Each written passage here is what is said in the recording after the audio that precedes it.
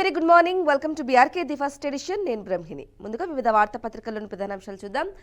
ముందుగా ఒక ఈనాడు కథనాంశం చూసుకున్నట్లయితే గనక ఒక ప్రధానాంశాన్ని హెడ్లైన్ రూపంలో ఇవ్వడం జరిగింది. మరో 100 ఏళ్లైనా ఏఐ సృజనాత్మకంగా ఆలోచించలేదు, ప్రోగ్రామింగ్లో అదో సహాయకారిగా మాత్రమే వ్యవహరిస్తుంది అంటూ బిల్ గేట్స్ అయితే కీలకమైన వ్యాఖ్యలు చేశారు. ఏఐ గురించి ప్రోగ్రామర్లను కృత్రిమ మేధ ఏఐ భర్తీ చేయలేదని, మరో 100 ఏళ్లైనా అది సృజనాత్మకంగా ఆలోచించదని మైక్రోసాఫ్ట్ సహ వ్యవస్థాపకుడు బిల్ గేట్స్ తేల్చి చెప్పారు. కృత్రిమ మేధతో ఉద్యోగాలు పోయే ప్రమాదం ఉందనే ఆందోళనపై తాజాగా ఆయన స్పందించారు. ఇక ప్రోగ్రామింగ్ రంగంలో ఏఐ మనకు సహాయకారిగా వ్యవహరిస్తుంది, తప్పుల్ని గుర్తించి సాయం చేస్తుంది, కానీ పూర్తి ప్రత్యామ్నాయంగా మారదు. క్లిష్టమైన సమస్యను సృజనాత్మకంగా పరిష్కరించడం ప్రోగ్రామింగ్లో అత్యంత సవాల్తో కూడుకున్న అంశం అంటూ కూడా ఆయన ఏఐ దాని గురించి సంబంధించి చెప్పడం జరిగింది. ఇక టెక్నాలజీలు ముందు పెరుగుతున్న నేపథ్యంలో ఏఐ గురించి కూడా బిల్ గేట్స్ కీలక వ్యాఖ్యలు అయితే చేశారు. దీనికి సంబంధించి ఒక వార్తా కథనాంశం కూడా చూసుకోవచ్చు. రైట్, ఇక మరో వార్తా కథనాంశం చూసుకున్నట్లయితే అమెరికాలో సంపన్న భారతీయం 43 దేశాలకు చెందిన 129 మంది బిలియనీర్లలో మన వాళ్ళే 12 మంది. అగ్రస్థానంలో జై చౌదరి, తొలిసారిగా సుందర్ పిచాయ్, సత్యనాథన్లకు చోటు. ఇక ఫోర్బ్ అమెరికా సంపన్న ప్రవాసుల జాబితా డీటెయిల్గా చూసుకుందాం. అమెరికాను ప్రవాస భారతీయులు మరింత సంపన్న దేశంగా మారుస్తున్నారు. ఫోర్బ్ విడుదల చేసిన అమెరికాస్ రిచెస్ట్ ఇమిగ్రెంట్స్ 2025 జాబితా ఈ విషయాన్ని ధృవీకరిస్తోంది. మొత్తం 43 దేశాలకు చెందిన 125 మంది ప్రవాస బిలియనీర్లు అమెరికాలో ఉన్నట్లుగా కూడా ఫోర్బ్ గుర్తించింది. వీరిలో 12 మంది భారతీయులే ఉన్నారు. ఇక ఈ సంఖ్య పరంగా ఇజ్రాయెల్ను మన దేశం అధిగమించింది. ఈ జాబితాలోని ఇతర విశేషాలు ఇలా ఉన్నాయి అంటూ కూడా మిగతా డీటెయిల్స్ అన్ని కూడా లోపలి పేజ్లో అయితే ఇవ్వడం జరిగింది. ఇక అమెరికా వెల్లడించిన ఫోర్బ్ అనే అమెరికా సంపన్న ప్రవాసుల జాబితా అయితే విడుదల చేసింది 2025. ఈ నేపథ్యంలో వారికి సంబంధించి అమెరికాలో సంపన్న భారతీయం అంటూ భారతదేశానికి చెందిన మన వాళ్ళే బిలియనీర్లుగా 12 మంది అయితే ఉన్నారు. అందుకు సంబంధించి ఒక వార్తా కథనాంశాన్ని కూడా చూడొచ్చు. రైట్గా ఈ విషయాలకు సంబంధించి వారి అభిప్రాయాన్ని అలాగే విశ్లేషణను అందించడానికి మనతో పాటు ఉన్నారు ప్రముఖ సీనియర్ జర్నలిస్ట్ అలాగే సామాజిక ఆర్థిక రాజకీయ విశ్లేషకులు బండారు రామ్మోహన్ రావు గారు మనకు లైవ్లో సిద్ధంగా అందుబాటులో ఉన్నారు. Sir good morning. సార్ నమస్కారం. బ్రాహ్మణి గుడ్ మార్నింగ్, నమస్కారం, శుభోదయం. ఎస్ సార్, ఒక వార్తా కథనాంశం చూసుకోవచ్చు. ఇక అమెరికాలో సంపన్న భారతీయం అంటూ కూడా ఒక వార్తా కథనాంశం సార్. ఫోర్బ్ అమెరికా సంపన్న ప్రవాసుల జాబితా విడుదల చేసిన 2025 దాని ప్రకారం అయితే సుందర్ పిచాయ్ అలాగే సత్యనాథన్లా అలాగే మన వాళ్ళ కొంతమంది అంటే 12 మందికి కూడా చోటైతే దక్కింది. ఎలా చూసుకోవాలంటారు? బ్రాహ్మణి గారు, మీకు అట్లాగే బీఆర్కే న్యూస్ ప్రేక్షకులకు నమస్కారం. ఇవాళ 2 ప్రపంచ అంతర్జాతీయ విషయాలతో మొదలు పెడుతున్నాం. ఇంకొక అంతర్జాతీయ ముఖ్య విషయం కూడా చెప్పి నేను ఇక్కడికి వస్తాను. ఇవాళ ప్రపంచ జనాభా దినోత్సవం. ప్రపంచ జనాభా దినోత్సవం గత 30 ఏళ్ళుగా జరుపుకుంటున్నాం మనం. దానిలో ఐక్యరాజ్య సమితి ఆమోదించిన మేరకు మనం ప్రపంచవ్యాప్తంగా జనాభా స్థిరీకరణ ఎట్లా చేయాలి, జనాభా నియంత్రణ ఎట్లా చేయాలని దాని మీద చాలా పెద్ద ఎత్తున కృషి చేసినాం. కానీ అది ఏమైందంటే ఉల్టా అయిపోయింది. మెల్లమెల్లగా జనాభా నియంత్రణ కాస్త కొన్ని దేశాల్లో యువ జనాభా తక్కువై వృద్ధ జనాభా పెరుగుతున్నది. ఉదాహరణకు మొత్తం 810 కోట్ల మంది వాళ్ళ జనాభా ఉన్నారు. ఇంకొక ఇప్పుడు రీసెంట్ లెక్కలో 820 కోట్ల దాకా ఉంటారు ప్రపంచవ్యాప్తంగా జనాభా చూసుకుంటే.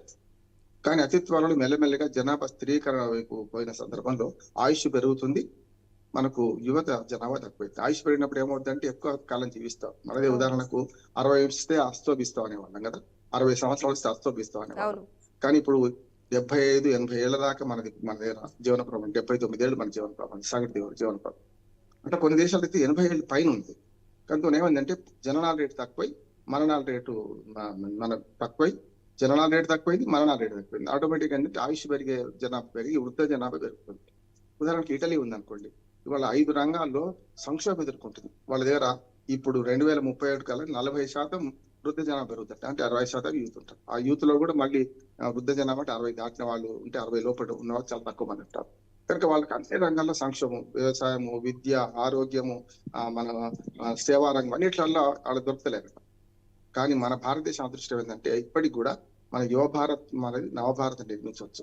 కానీ మన దగ్గర కూడా చంద్రబాబు నాయుడు లాంటి వారు రకరకాల వాళ్ళు ఇప్పటికీ పిల్లలు కానీ అంటున్నారు.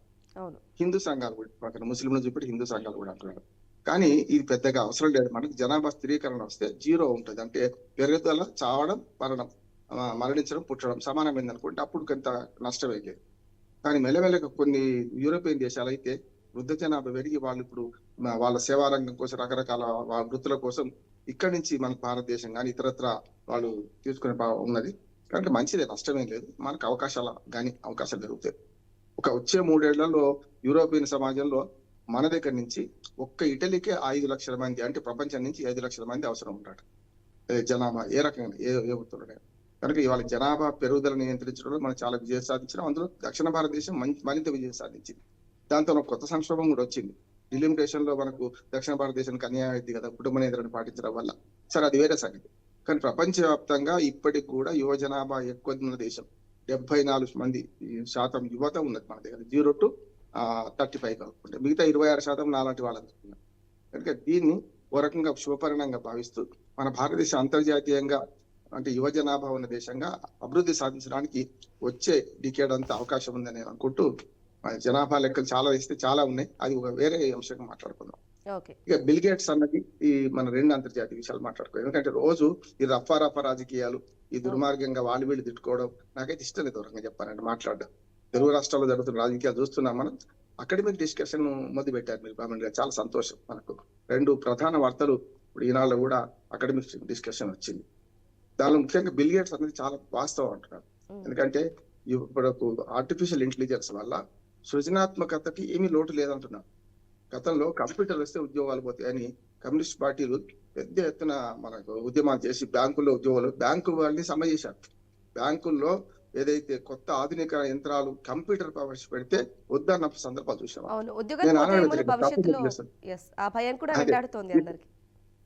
కానీ భయం వద్దంటున్నాను.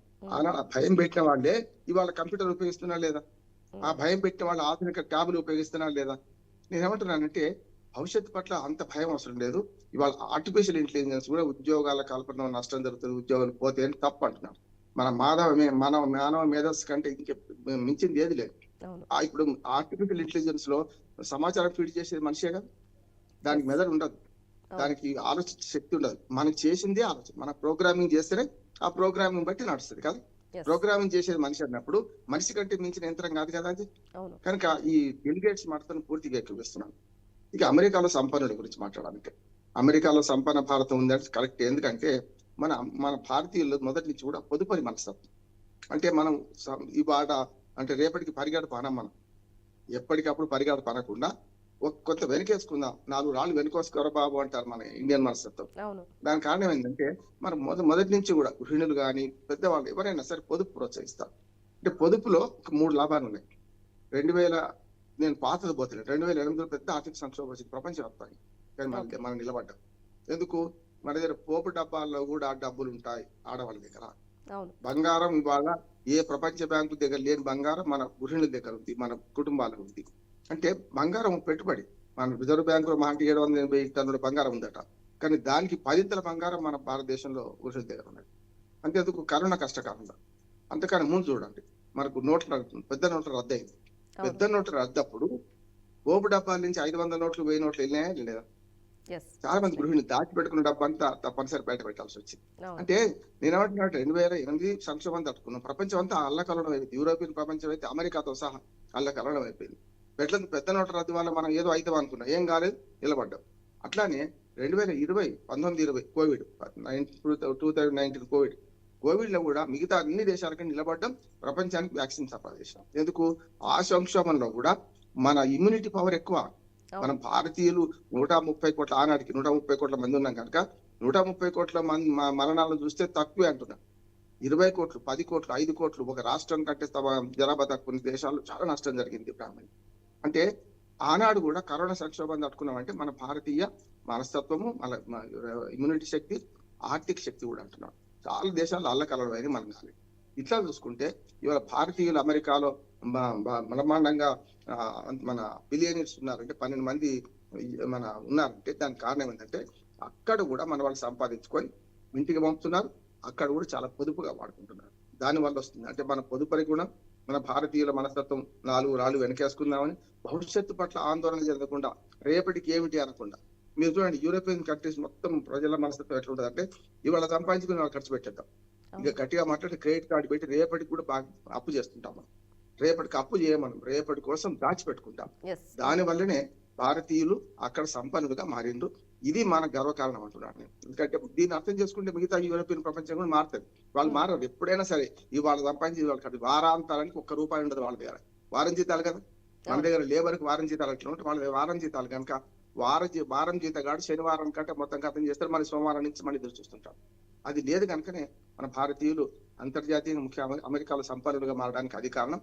దీన్ని అర్థం చేసుకుంటే మనం ఎందుకు పొదుపరితనం పాటిస్తున్నాం అర్థం. రైట్ రామ్మోహన్ రావు గారు, ఇక అలాగే తెలంగాణకు సంబంధించి రాజకీయాలకు సంబంధించిన వార్తా కథనాంశాన్ని ఒకసారి చూసుకుందాం. స్థానిక సంస్థల ఎన్నికల్లో బీసీలకు 42% రిజర్వేషన్, ఆర్డినెన్స్ ద్వారా చట్ట సవరణ, మార్చి లోపల 1,00,000 ఉద్యోగాల భర్తీ, 2 ప్రైవేటు విద్యా సంస్థలకు యూనివర్సిటీ హోదా, రాష్ట్ర మంత్రివర్గం కీలక నిర్ణయాలు అంటూ కూడా ఒక అంటే బీసీలకు సంబంధించి 42% రిజర్వేషన్ బీసీలకు గురించి కొన్ని ఏళ్లుగా కొనసాగుతూనే ఉంది, పోరాడుతూనే ఉన్నారు. ఈ నేపథ్యంలోనే బీసీలకు 42% రిజర్వేషన్, ఆర్డినెన్స్ ద్వారా చట్ట సవరణ అంటూ కూడా ఇవ్వడం జరిగింది. అలాగే ఇక మంత్రివర్గ సమావేశంలో వివరాలను వెల్లడిస్తున్నారు పొంగులేటి శ్రీనివాసరెడ్డి అంటూ కూడా ఒక చిత్రాన్ని కూడా ఇవ్వడం జరిగింది. మంత్రులు కూడా పాల్గొన్నారు. ఏ విధంగా చూసుకోవాలంటారు రామ్మోహన్ రావు గారు? దీనిపై మీ విశ్లేషణ ఏంటి? బీసీలకు 42% రిజర్వేషన్ ఇస్తా అంటే ఎవరు కాదండి. అత్త నేను కొడుకుని గంట అని కొడాలంటే వద్దంటది ఎవరైనా అత్త. ఇది అంత కొడుకుని గడ్డ వద్దన్నది వాళ్ళ కూతుర్ని కన్నా నువ్వు వద్దన్నది. ఎందుకంటే మహాలక్ష్మి గారు పాత సామెత కనుక దాన్ని సవరిస్తున్నాం. 42% రిజర్వేషన్ గురించి అనవసరంగా హైప్ క్రియేట్ చేయకండి. కాంగ్రెస్ పార్టీ ప్రభుత్వం చేస్తున్న పని ఏంటంటే మొదటి నుంచి కూడా 100 రోజుల్లో హామీలు అమలన్నారు. ఏమైంది? 500 రోజులు దాటింది పరిపాలన. ఇది కూడా 42% రిజర్వేషన్ ఇవ్వడానికి వీలవుతలేదు అని అటు కేంద్ర ప్రభుత్వం ఏమో చట్టం చేయమనుకుంటే వీళ్ళు ఇస్తామని ఓ ఆర్డినెన్స్ జారీ చేస్తే రేపు ఖచ్చితంగా కోర్టులో స్టే వస్తుంది.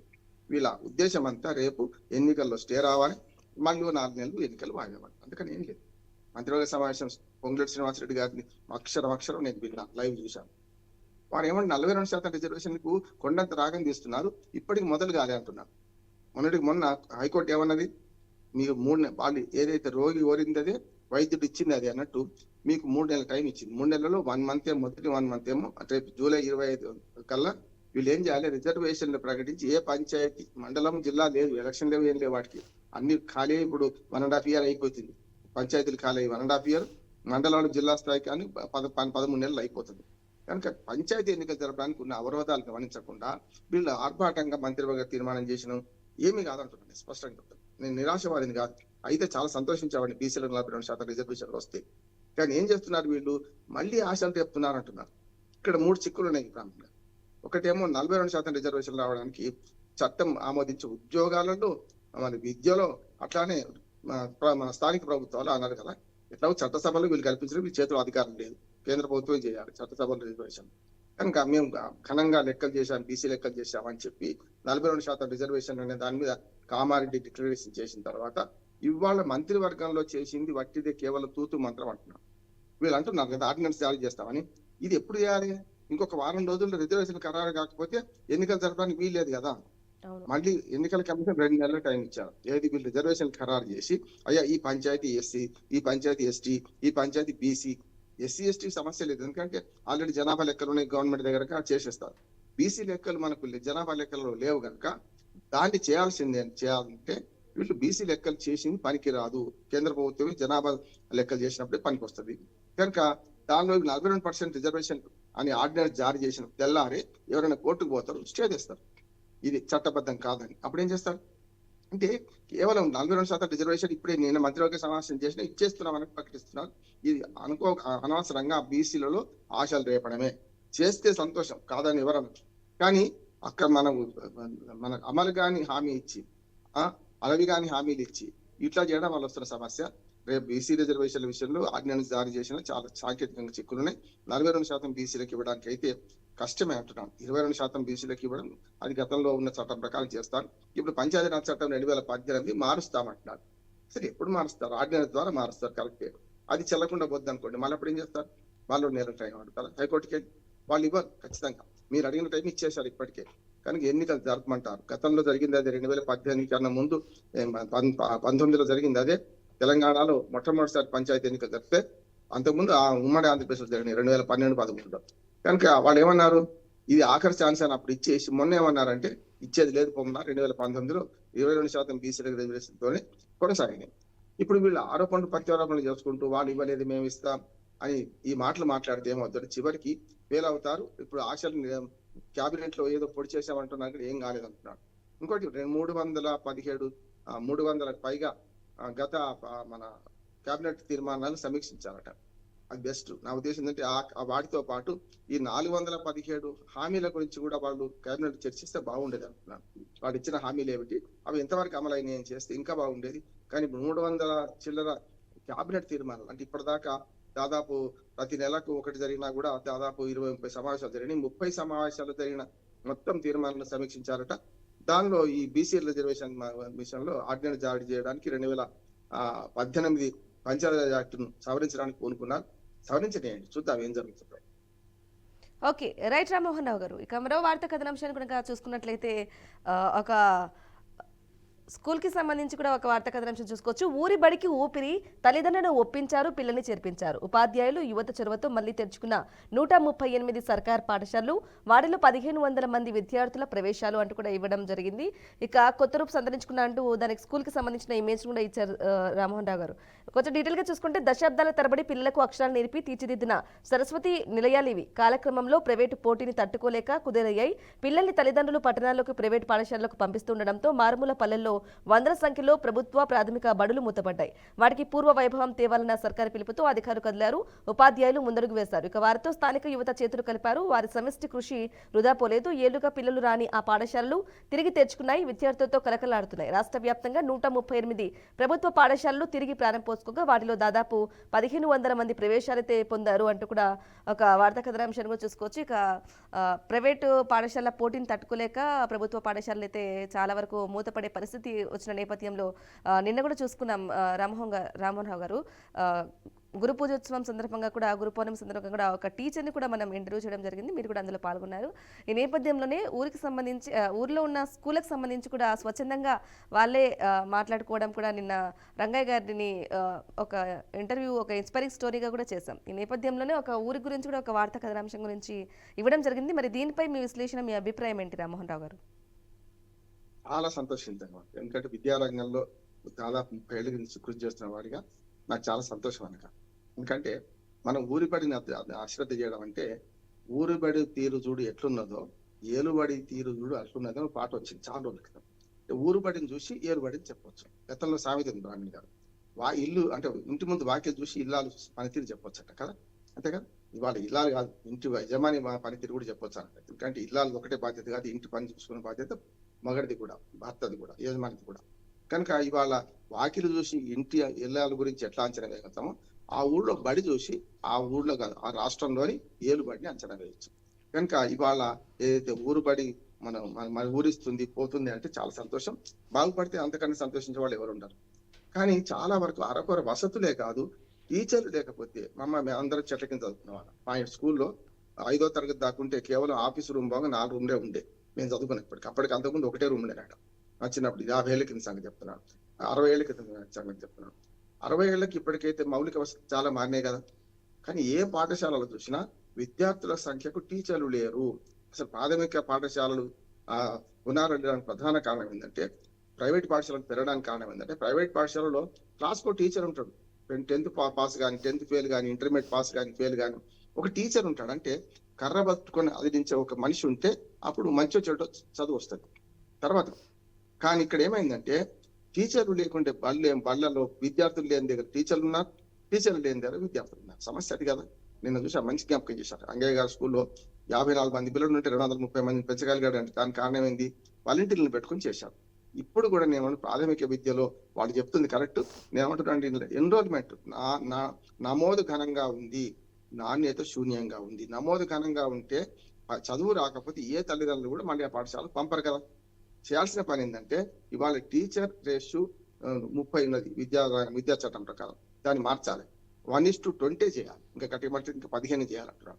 అప్పుడు ఏమవుతుందంటే టీచర్ రిక్రూట్మెంట్ జరుగుతుంది. ఇప్పుడు కనుక 1:30 అట్లాగే వస్తే, మీరు తెలంగాణలో 1:17 అంటే టీచర్ల సంఖ్యకు పిల్లల సంఖ్యకు 16, 17 మాత్రమే ఉన్నారు. మరి టీచర్ రిక్రూట్మెంట్ ఎప్పుడు జరుగుతుంది?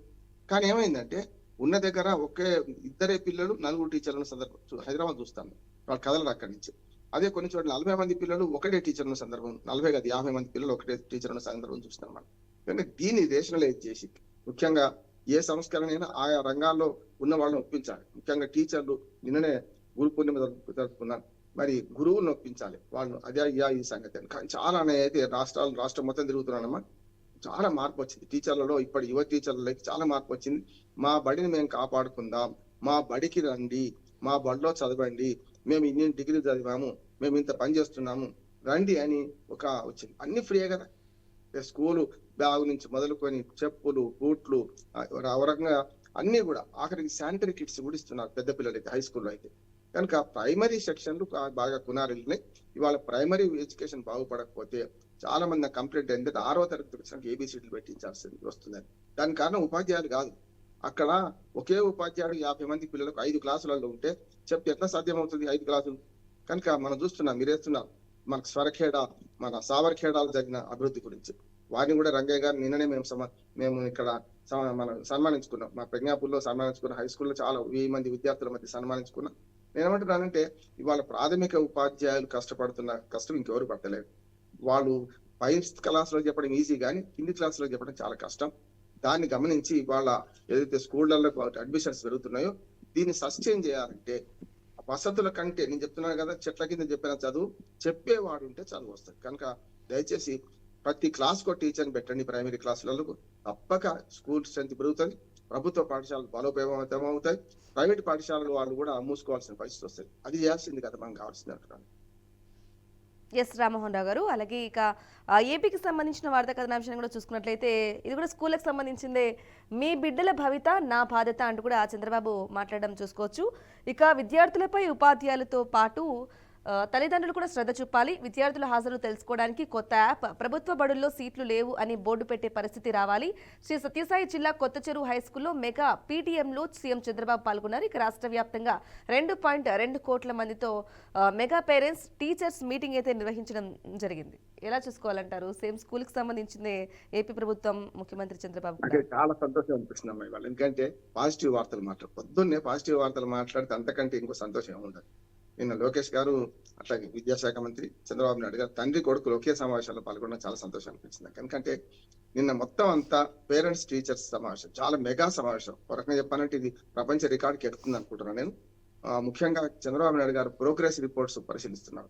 ఎందుకు తక్కువ వచ్చినాయి మార్కులు మీ పిల్లలకు, ఎందుకు ఎక్కువ వచ్చినాయి, ఏం జరుగుతుంది, ఏం పొరపాటు ఉంది, ఇక్కడ ఏం లోటు ఉంది అని చంద్రబాబు నాయుడు గారు స్వయంగా విద్యాశాఖ మంత్రి తన కొడుకునే కూర్చొని పక్కనే ఇవన్నీ సమీక్షించడం నాకు చాలా సంతోషం. అంటే ప్రభుత్వాలు విద్య, ఆరోగ్యం, ఉపాధి కల్పన, వ్యవసాయం ఈ 4 పట్టించుకుంటే ప్రపంచం అంతా సుందరంగా మారుతాం. అది అంత ఆర్థిక అభివృద్ధి సాధిస్తాం మనం. ఈ 4 పరిశ్రమలు కూడా ఉపాధి కల్పన కిందకి వస్తాయి. కనుక నేను చెప్తున్నాను కదా, విద్య, ఆరోగ్యము, ఉపాధి కల్పన, వ్యవసాయం ఈ 4 ఉంటే బ్రహ్మాండంగా మనం అభివృద్ధి చెందుతాం. స్థానిక ప్రభుత్వాలు బలోపేతం చేయాలి. 5వది స్థానిక ప్రభుత్వాలు. ఈ 5లో చూస్తే మీకు ఇవాళ నిన్న మెగా టీచర్ పేరెంట్ మీటింగ్ ఏదో పెట్టిండో వేలాది మందితోని, అది చాలా ఫలితాలు ఇస్తా ఉంటున్నాను నేను. ఇది చేయాల్సింది, ఇది కాక చేయాల్సిందే. వీళ్ళ మీద వాళ్ళు, వాళ్ళ మీద వీళ్ళు, రాళ్ళు రూకోడాలు, రఫా రాజకీయాలు పక్కన పెట్టి ఆంధ్రప్రదేశ్ లో ఈ పరిణామం చాలా సంతోషం అనిపిస్తుంది. దీనిలో కూడా ఒక 4-5 అంశాలు మౌలికంగా చంద్రబాబు నాయుడు గారు దృష్టి తీసుకొచ్చారు. అంటే ప్రైమరీ ఎడ్యుకేషన్ బాగా మార్చడం, అట్లాగే హైయర్ ఎడ్యుకేషన్ అంటే ఉన్నత విద్యను ఇంకా ఉన్నతంగా మార్చడం, మెల్లమెల్లగా నైపుణ్యాలు పెంచడం. అందుకని చూడండి, స్కిల్ డెవలప్మెంట్ కు ప్రైమరీ లెవెల్లోనే కొన్ని ఏర్పాట్లు చేస్తున్నారు ఆంధ్రప్రదేశ్ లో. చాలా కరెక్ట్ అంటున్నాను. అట్లానే ఇప్పుడు హై స్కూళ్లలో చాలా మార్పు వచ్చింది. ఎక్కడైనా ఉభయ తెలుగు రాష్ట్రాల్లో చాలా మార్పు వచ్చింది. నేను హై స్కూల్ తిరిగితే ప్రతి సబ్జెక్ట్ 2 టీచర్లు. ఇవాళ ఒక 300-400 మంది పిల్లలు చదివే దానిలో 16 మంది 18 మంది టీచర్లు పనిచేస్తున్నారు. హై స్కూల్ విద్య బాగుపడ్డది. ప్రైమరీ ఎడ్యుకేషన్ మీద దృష్టి పెట్టే ప్రయత్నం చేశారు చంద్రబాబు నాయుడు గారు. నాకైతే చాలా సంతోషం అనిపించింది. ఇది కొనసాగాలి. ముఖ్యంగా మనకు నమోదు కంటే వాళ్లకు సర్వే, శిక్షణ ఈ రంగాలు అంటే మనం ఉపాధి కల్పించుకోవాలి. 10వ తరగతి పాస్ అయితే ఏదో రకం చిన్నదో పెద్ద ఉపాధి లభిస్తుంది అనే మాట రావాలి. 10+2 విద్యా విధానాన్ని కూడా ఇప్పుడు జాతీయ విద్యా విధానంలో చాలా మార్పులు వచ్చినాయి. దాని ప్రకారం మారిస్తే ఈ కింది సెక్షన్ అంటే మనకు నర్సరీ, ఈ ఎల్కేజీ, యూకేజీ ఉన్నాయి కదా, ఇవన్నీ కలిపి మన ప్రాథమిక పాఠశాలలు ఏర్పాటు చేస్తే అక్క, తమ్ముడు లేకుంటే అన్నా, చెల్లెలు ఒకే పాఠశాలకు పోవడానికి వీలవుతుంది. 3 ఏళ్ల లోపు పిల్లల్నే ఇవాళ ప్రైవేట్ స్కూళ్ళలో చేర్చే క్రమంలో మనకు 3 ఏళ్ల నిండక ముందే ఈ స్కూళ్ళలో అంగన్వాడీతో కలుపుకొని, అంగన్వాడీ అట్లాగే ప్రీ ప్రైమరీ ఎడ్యుకేషన్ ఈ 2 కలుపుకుంటే ఇంకా బాగుంటది. విద్యారంగ సంస్కరణలు మాత్రం ఎంత జరిగినా మన అందరం సంతోషించాల్సిందే. ఎస్ రామ్మోహన్ రావు గారు, ఇక అలాగే థ్యాంక్ యూ అండి మీ అభిప్రాయాన్ని, అలాగే మీ రాజకీయ విశ్లేషణ కూడా క్లియర్గా స్కూళ్ళకి సంబంధించి, అలాగే వివిధ వార్తాపత్రికలు వచ్చిన ప్రధానాంశాలకు సంబంధించి కూడా మీ విశ్లేషణ అందించినందుకు థ్యాంక్ యూ రామ్మోహన్ రావు గారు. రైట్గా చూసాం కదండి, వివిధ వార్తాపత్రికలు వచ్చిన ప్రధాన అంశాలతో సంబంధించి కూడా వారి విశ్లేషణను అలాగే అభిప్రాయాన్ని కూడా బండారు రామ్మోహన్ రావు గారు అందించారు. ఇది వాటి BRK the first edition. Stay tune BRK news Telugu సత్తా.